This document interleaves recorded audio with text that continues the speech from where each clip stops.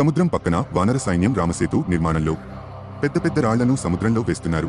రాముడు దూరంగా చూస్తూ ఆలోచిస్తూ ఉండగా ఆ రామయ్య కోసం సముద్రంలో దాడి చేస్తున్నారు. నేనేమైనా చేయాలి కదా.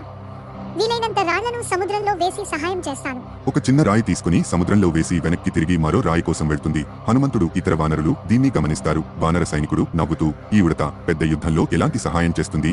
ఆ ఉడత చిన్న రాళ్లను వేసినంత మాత్రాన ఏమీ ఉపయోగం ఉందని వానర సైనికులు అంటారు. ఉడత వినిపించకుండా రాళ్లను వేసుకుంటూ తన పని తాను చేసుకుంటుంది. రాముడు నవ్వుతూ ఉడత దగ్గరకు వస్తాడు. ఎంతో శ్రద్ధగా సహాయం చేస్తున్నావు. నీ చిన్న సహాయం కూడా ఎంతో విలువైనది. రామచంద్ర ప్రభు, మీకోసం నేను చిన్న సహాయం చేసినా అది నా అదృష్టం అని భావిస్తున్నాను. రాముడు సంతోషంగా ఉడతను, నీ కృషి ఎంతో గొప్పది. నీ సహాయం చిన్నదైనా నీ కృతజ్ఞత మాత్రం పెద్దది. ఉడత పైన తన చేయి నిమురుతాడు. అప్పటి నుండి ఉడతకు పైన 3 చారలు వచ్చాయి. ఈ చారలు నీ త్యాగానికి గుర్తుగా ఎప్పటికీ ఉండిపోతాయి. ఉడత ఆనందంగా రాముడికి వందనాలు చేస్తూ దూరంగా వెళ్లిపోతుంది.